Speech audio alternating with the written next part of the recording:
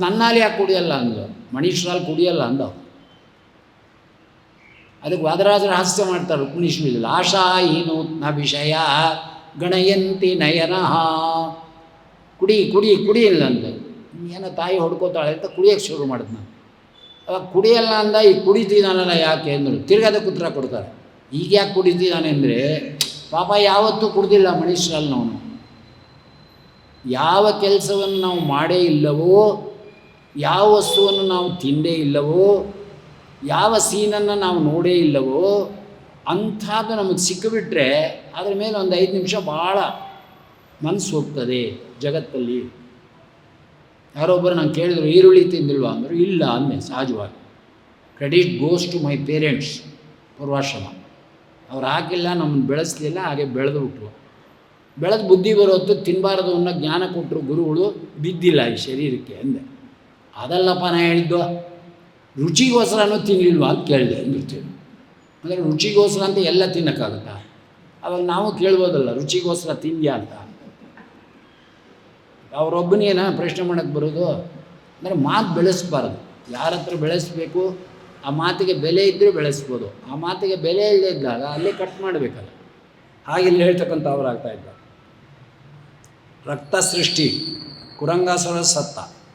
ತಿರ್ಗಾ ಇಲ್ಲೂ ಅದೇ ನಾಟಕ ನೋಡಿದ್ದು. ಸುಂದರವಾದ ರೂಪ ತಗೊಂಡು ಅಲ್ಲಿ ಪೂತನಿ ತೊಗೊಂಡೋದ್ಲು.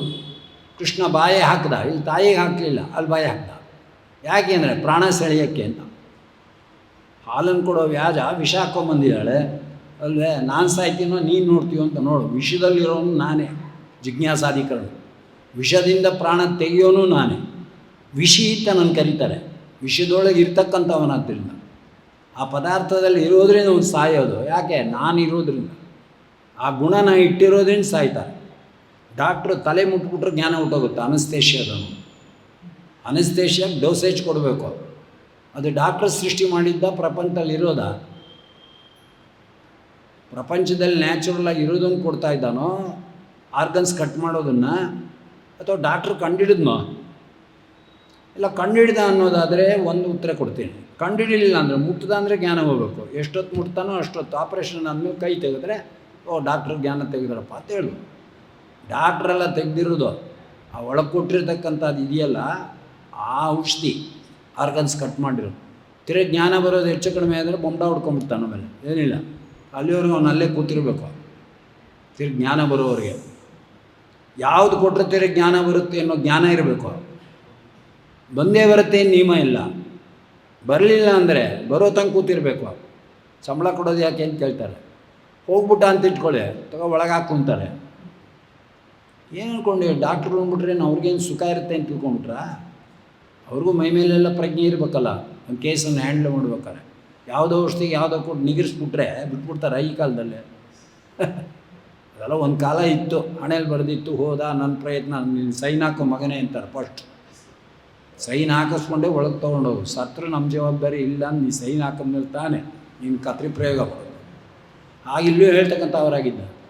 ಸುಂದರ ರೂಪ ತೊಗೊಂಡು ಅಲ್ಲಿ ಹಾಲು ಕುಡ್ದ, ಸೆಳೆದ, 1,00,000 ಯೋಜನ ಉದ್ದಾಗಿ ಬಿದ್ಲು ಬಡ್ಕೋತಾ ಪೂತನಿ ಅಲ್ವೇ.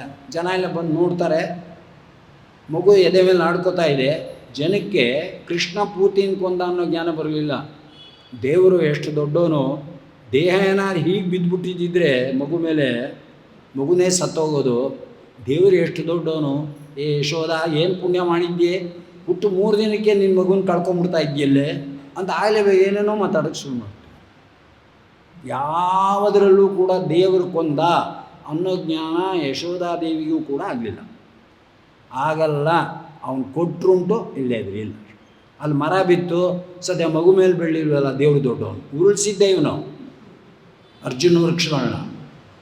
ಅಲ್ಲೇ ಅದು ಹತ್ಲ ಕಡೆಗೆ ಬಿತ್ತು, ಮರ ಇತ್ಲ ಕಡೆಗೆ ಬಿದ್ದುಬಿಟ್ಟಿದ್ರೆ ಮಗು ಅಪ್ಪಚ್ಚಿ ಆಗ್ಬಿಡೋದು. ಶಕ್ತಾಸುರನ ಜಾಡ್ಸ್ ಒದ್ದ, ಗಾಡಿ ಬ್ಲಾಸ್ಟ್ ಆಗಿಬಿತ್ತು. ದೇವರು ದೊಡ್ಡವನು, ಏನಾರ ಆ ಗಾಡಿ ತುಕ್ಕಡ ಮಗನ ಮೇಲೆ ಬಿದ್ದುಬಿಟ್ಟಿದ್ರೆ ಏನು ಗತಿ ಇಂದು ಒದ್ದನೇ ಇವನು ಅನ್ನೋದು ಯಾರಿಗೂ ಗೊತ್ತಿಲ್ಲ.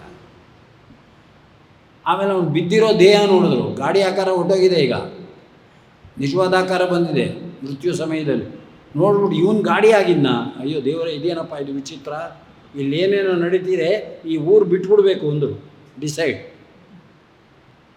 ಊರನ್ನು ಬಿಟ್ಟು ಪರ ಊರಿಗೆ ಹೋದರೆ ಪ್ರಾರಬ್ಧವು ಬೇರಾದೀತೆ ಅಂದರು ದಾಸರಾಯರು. ಹಣೆಯಲ್ಲಿ ಮೃತ್ಯು ಬರೆದಿದ್ದೆ, ಏನಾದ್ರು ಬರೆದಿದ್ದೆ, ಈ ಊರಲ್ಲಿ ನಾನು ಇದ್ರೆ ಸತ್ತೋಗ್ತೀನಿ ಅಂತ ಕಾಣುತ್ತೆ, ಮೈಸೂರು ಕೊಟ್ಟೋಣ ನಡೀರಿ ಅಂದರೆ, ಇಲ್ಲ ಮೈಸೂರಲ್ಲಿರೋರು ಇಲ್ಲ ಕಲ್ಕತ್ತಾ ಕೊಟ್ಟೋಗೋಣ ನಡೀರಿ ಅಂದರೆ, ಎಲ್ಲಿ ಸಾವಿದೆಯೋ ಅಲ್ಲಿ ಕರ್ಕೊಂಡು ಹೋಗ್ತಾನೆ. ಮೈಸೂರಲ್ಲೇ ಸಾಯ್ತಿ, ಬೆಂಗಳೂರು ಹಂಗೇನಿಲ್ಲ. ಚಾವ್ಲಾ ಅಂತ ಒಬ್ಳು ಮೇಲ್ಕೋದು 25,000 ಅಡಿ ಮೇಲೇ ಬ್ಲಾಸ್ಟ್ ಆಗಿಬಿಟ್ಲು. ಆಮೇಲೆ ಅವಳು ಚಪ್ಪಲಿ ನೋಡಿ ಇಂತೋಳು ಅಂತ ಹುಡುಕಿದ್ರು ಅಷ್ಟೇ. ಅರ್ಥ ಆಯ್ತಾ? ಭೂವಾಸಿಯಾಗಿರ್ತಕ್ಕಂಥ ಅವಳಿಗೆ ಮೃತ್ಯು ಯಾವ ಜ್ಯೋತಿಷ್ದವನು ಹೇಳಿದ್ದ, ಯಾವುದು ಆಶ್ಚರ್ಯವಾಣಿ ಆಗಿತ್ತು, ಆಕಾಶ ತತ್ವದಲ್ಲಿ ನೀನು ಮೃತ್ಯು ಅಂತ. ಯೋಚನೆ ಮಾಡಿರಿ ಕೂತ್ಕೊಂಡು. ಭೂಮಿ ಮೇಲೆ ಅವಳು ಮೃತ್ಯುನೇ ಇಲ್ಲ.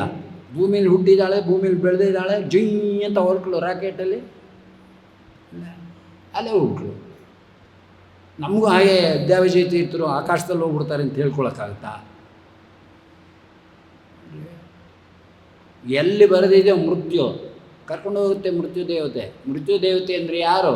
ಮೃತ್ಯುರ್ಧಾವತಿ ಪಂಚಮ ಇತಿ ಸಾಕ್ಷಾತ್ ಸ್ವಾಮಿ ಹೇಳ್ಕೊಂಡು ಹೋಗ್ತಾನೆ. ಎಲ್ಲಿದೆ, ಯಾವ ಜಾಗ, ಯಾವ ಕಿಲೋಮೀಟ್ರು, ಎಷ್ಟನೇ ಜಾಗ, ಎಷ್ಟನೇ ಕಾಲ, ಎಷ್ಟನೇ ನಿಮಿಷ, ಯಾವುದಿದ್ರೂ ಸೆಟ್ ಮಾಡಿ ಹೇಳ್ಕೊಂಡು. 1 ನಿಮಿಷ ಎಕ್ಸ್ಟ್ರಾ ಕೊಡಲ್ಲ, 1 ನಿಮಿಷ ಕಡಿಮೆ ಏನು ಬಿಡಲ್ಲ. ಕೇಳ್ಕೊಂಡ್ರೆ ಎಷ್ಟು ಸಿಸ್ಟಮ್ಯಾಟಿಕ್ ಇದೆ ನಮ್ಮ ಸ್ವಾಮಿ ಸರ್ಕಾರ. ಹಾಗೆ ಅವಳು ಸುಂದರ ರೂಪ ತಗೊಂಡ್ಳು. ಸೀತಾಮ್ಮನವ್ರಿಗೆ ಗೊತ್ತಾಯಿತು. ರಾಮಂಗೆ ಹೇಳೋದು, ಒಳ್ಳೆ ಹೆಂಗ್ಸ್ ಬರ್ತಾ ಇದ್ದಾಳೆ ಸುಹೃದ್ರೂಪಿ, ರಾಮ ನೀನೇ ಚೆಲುವ ಅಂತ ನಾ ಮಾಡ್ಕೊಂಡಿದ್ದೆ, ನನಗಿಂತ ಚೆಲುವೆ ಇದ್ದಾಳೆ, ನೀನು ಯಾಕೆ ನೋಡಬಾರ್ದು?